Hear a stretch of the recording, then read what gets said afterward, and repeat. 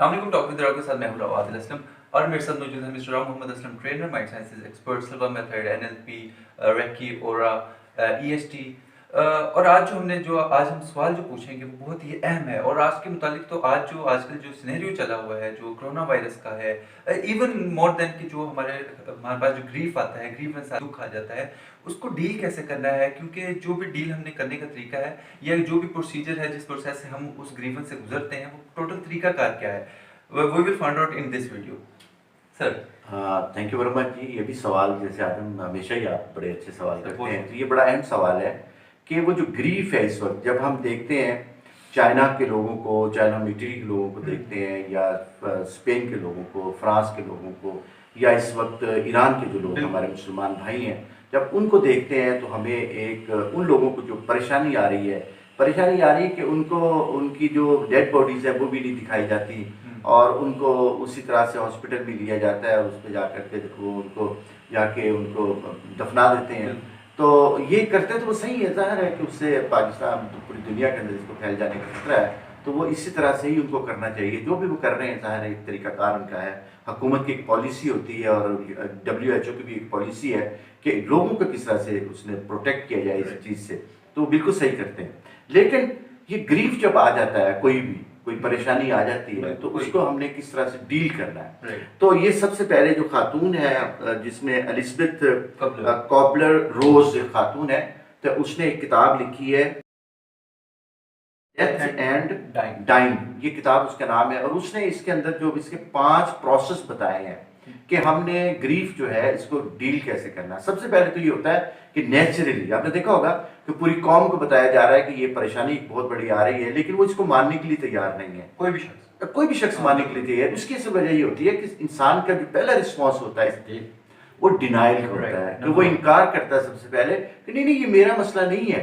आप देखें, कभी गौर करें आपके कि कोई शख्स अगर फर्ज करें कि उसका कोई एक्सीडेंट हो गया और उसका कोई बाइक से उसको जो फ्रैक्चर हो गया टांग को, तो वो उसी टूटी हुई टांग से चल रहा होता है, बिल्कुल, क्योंकि उसको मानने के लिए तैयार नहीं होता उसका, क्योंकि उसका जो कुदरत ने इंसान को इसका एक मैकेनिज्म बनाया हुआ है, उसमें वो सबसे पहले मानने से इनकार करता है। लेकिन जैसे वो गिर जाता है तो फिर उसके बाद अगला प्रोसेस शुरू होता है। अच्छा, इसके बाद जो डिनाइल के बाद जो अगला प्रोसेस हुआ है एंगर का, कि जब इंसान को पता चल गया कि मेरी टांग टूट गई है, तो उसके बाद जो अगला प्रोसेस आता है वो ये होता है कि उसको गुस्सा आता है। क्योंकि गुस्सा इस बात का कि उसकी जो चीज पड़ी हुई है, उसकी बॉडी है, उस तरह से रिएक्ट नहीं कर रही, इस तरह से बिहेव नहीं कर रही, इस तरह उसको सर्विस प्रोवाइड नहीं कर रही, जिसकी वजह से उसको गुस्सा आता है। और उसका जो तीसरा प्रोसेस होता है वो होता है बार्गेनिंग। बार्गेनिंग हम अपने हिमसेल्फ से करते हैं या अपने डिवाइन से करते हैं। हम अल्लाह सुब्हानहू तआला से, रब है हमारा, हम उससे बार्गेनिंग करते हैं कि कोई बात नहीं, फिर क्या हुआ, मेरी जान तो बच गई है ना, क्या हो गया अगर मेरी टांग टूट गई है तो मैं इसको ठीक कर लूंगा, मैं आगे जाके अपनी फैमिली के साथ मिल करके इसको ठीक कर लूंगा। जाहिर है कोई प्लास्टर होगा, कोई ठीक करूंगा, 2-3 महीने के अंदर अंदर में ठीक हो जाऊंगा। और तीसरा जो इसके बाद होता है वो फौरन जो है, क्योंकि आधा हिस्सा आपका आप दे चुके हैं, यानी आपका जाया हो गया, अब आधे ऊपर पे आपने बार्गेनिंग की है और जो बाकी रह गया उसके बाद फिर आपको डिप्रेशन आता है। अच्छा, जब डिप्रेशन आता है तो बहुत से लोग जो होते हैं वो सारी जिंदगी डिप्रेशन के साथ ही गुजार देते हैं। जैसे शायर आपके होते हैं, गम की शायरी करते हैं, तो उनको अगर जब उन पर रिसर्च करते हैं हम, तो पता चलता है कि वो सारे के सारे जो है वो डिप्रेशन में है और वो अपने डिप्रेशन को, अपनी एंग्जाइटी को किसी भी तरह से मैनेज नहीं कर पाते। और इसके अंदर जो आखिरी है, जो हमें मजहब भी सिखाता है, जो हमें दीन भी सिखाता है, वो है एक्सेप्टेंस, कि हम उसको कबूल करें। वो जो परेशानी है, जो तकलीफ आ गई है, जो मेरा आधा हिस्सा जो है मेरे जिस्म का वो किसी तरह से ज़ाया हो गया या कुछ भी हो गया, जैसे हो जाता है हमारे, तो हम एक्सेप्टेंस की तरफ जाएं। अच्छा, एक्सेप्टेंस क्या है? एक्सेप्टेंस ये होता है कि मैं अब उस टांग के जोड़ने में पूरी मुआवनत करूं, मैं हर वो तरीका इस्तेमाल करूं, किसी अच्छे ऑर्थोपेडिक डॉक्टर के पास जाऊं और मैं किसी हॉस्पिटल में जाऊं और जा करके अपना इलाज करवाऊं और अपनी टांग को कहीं से ठीक करवाऊं, ताकि मैं कुछ वक्त के बाद जो है आम जिंदगी का हिस्सा बन जा सकूं। असल में ये सारा जो प्रोसेस है जो डॉक्टर साहबा ने बयान किया है वो ये है कि इसके अंदर हमने एक्सेप्टेंस पे आना है। अभी तक मैंने देखा कि पूरी कौम जो हमारी है, खासकर कोरोना के बारे में, कोई शख्स इसको सीरियस लेने के लिए तैयार नहीं अभी है, वो सब denial पे ही है। डिनाइल पे ही है। लेकिन अगर खुदा ना खास्ता मेरे मुंह में खाक कि अगर आगे जाके कुछ ज्यादा प्रॉब्लम आती है तो फिर हमें जो है अगली उस पे जाना पड़ेगा।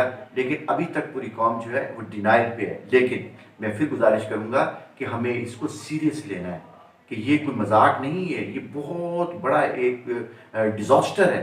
हमें इससे अपने आप को, अपने पाकिस्तानियों को, पूरी दुनिया के अंदर जो मुसलमान है, कि पूरी दुनिया के जो इंसान है उनको प्रोटेक्ट करना है। तो उसके लिए आपने इसको मजाक नहीं समझना बल्कि इसको सीरियस लेना है और कोशिश करें इसको कि अपने घर में अपने आप को असाइलम करें और अपने घर के अंदर जो एक्टिविटी है उसको बढ़ाएं ताकि आप बेहतर से बेहतर जिंदगी गुजारने के काबिल हो जाए।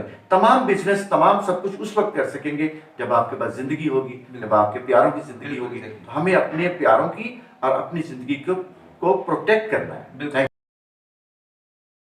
इट मीन्स कि अब जो आज हमने निकाला जो द समरिटीज के सबसे पहले डिनाइल होता है, जो भी कोई एक एक्सीडेंट हुआ, इंसिडेंट हुआ, उसके अंदर सबसे पहले डिनाइल है। The other thing is anger, हमें गुस्सा आता है, उसके बाद फिर हम बार्गेनिंग चले जाते हैं, कोई बात नहीं ये हो गया, अब अगले की सोचें, और उसके बाद फिर हम डिप्रेशन में चले जाते हैं। हम एक दफ़ा अपने आप को बार्गेन तो कर लेते हैं, लेकिन उसके बाद थोड़े अर्से बाद हम डिप्रेशन में चले जाते हैं। लेकिन डिप्रेशन के फौरी बाद हम एक्सेप्टेंस की तरफ आते हैं। ये एक ग्रीफ प्रोसेस है। नहीं, जाना चाहिए, लोग नहीं जाते, सही से जाना चाहिए। यानी ये जो प्रोसेस उसने बताया है वो यही है कि हमें हर सूरत में एक्सेप्टेंस की तरफ जाना चाहिए, लेकिन हम जाते नहीं। हम एक हाँ जी वहीं पे जाके जो है ना हम वहीं पर रुक जाते हैं और फिर वो सारी जिंदगी जो आप देखें कि हमने देखा कि अभी तक देखिए असल में तो प्रॉब्लम ये है कि हमारी जो हुकूमतें हैं या हमारे जो अदारे हैं वो इस किस्म के प्रोग्राम इसीलिए आपने टीवी पे कोई आप अभी तक मैंने नहीं देखा किसी साइकोलॉजिस्ट को बुलाया हो, किसी साइकेट्रिस्ट को बुलाया हो, किसी पैथोलॉजिस्ट को बुलाया हो, किसी को नहीं बुलाया जा रहा। क्योंकि ये सारी चीजें जो हैं ये हमने करनी है। और